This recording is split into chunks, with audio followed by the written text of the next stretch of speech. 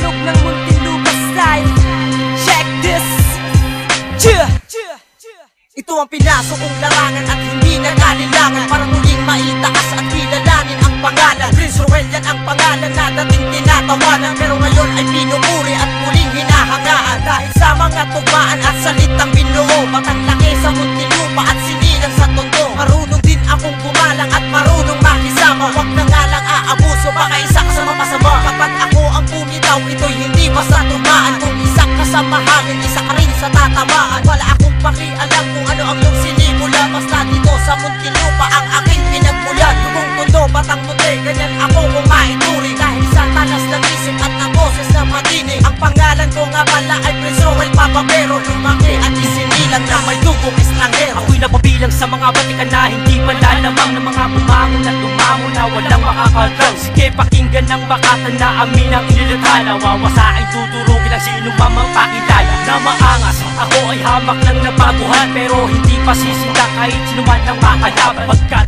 kami ang upunan na pinamalas sa larangan, sa bagsaan kong ito ako'y makikipagsabayan. Psyche ang pangalan ko lang yun lamang pumupulusok, parang balang pinakawalan sa kokotino ay tumutusok. Sa mga atagang makamadagdag ginagamitan pa ng hasa sa larangan na ito na pinatalas bawat letra. Simpangis na salita na akin ang ililitaw, sa paghawak sa mikropono na akin ang ibibitaw. Kaya ito na ang huling buga, dapat nyo na pagandaan. Papaulad sa hukay at di ko kayo pagbibigyan. Una na naman, binitawan isang makatandal bukasan. Gumamit ng mikropono, patay ang hahambala. Sa mga bata na nakasalang na buhawi ang bibig, magpapabilib, di pa nadaig lahat sa amin. Kaya yanig, makinig, bumilip sa mga linyahang bibitawan ng mga sundalong lirikal na tuturog at pumasok ng mga unang balakin pang harangin ng mga letrang di kalibre. Patay ang makakagat sa pangil ng gutom na tigre. Sa palitowa sa sagupa hanggang sa sumalupa, sundalo ng batala at tunog ng Muntinlupa. Kami ngayon ay nagsama-sama at muling humawa ng mikropono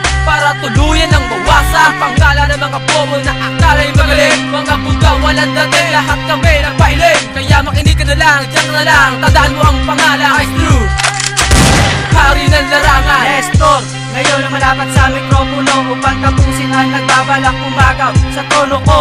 Ako'y kabilang sa mga tang mahusay, at sino mang kumontra ay ibabaon sa hukay. Pag dilapat na letra matitibay, lahat ng sumalubong sa aking para namatay. Sige, sabayan nyo ang pagbabagang pagbuga mula sa dila ng kapitenyo hanggang sa Muntinlupa. Ako'y bagsakan ng bumanat, pero umapas lang. Sino mas aking humara, iyak sa aking timbwang.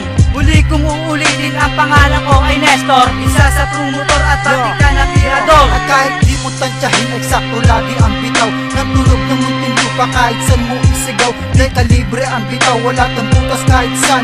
Tignan mo pakinggan, legal sa amin ang labanan ng mga letrang mas malalim pa sa butas ng ilog. Kung tanga di mo makuha, pwede sa aming magtanong. Salubungin ang mga letrang singbigat ng kamao mula sa Muntinlupa at sa dilang Kabitenyo. Ensayo ng mga bobo habang buhay ng ganyan. Sa paglipas ng panahon ay bata na lang inyong kalaban. Sa palupitan at sa tapatan ng galing, ilabas mo ng lahat na kahit paano mapansin. Kahit saan pa to abot, hindi kami mapapangos. Hanggat dala ko ang pangalan ng mutay, di pa tapos ang bangis at ang lupit. Siyempre, itong kulab ng tunog ng Muntinlupa kay Di Santos Kalibasan. Nagpulong-pulong na naman ng mga makatang matitiba. Sa as ng paggambalos ng mga bara, lahat ay natangal. Makabantay sa sangay, di makapantay, lahat namatay sa aming laway at pinamay na lumalata. Makinay at sundalo ng batala, mga kalaban na babahala sa tunog ng Muntinlupa.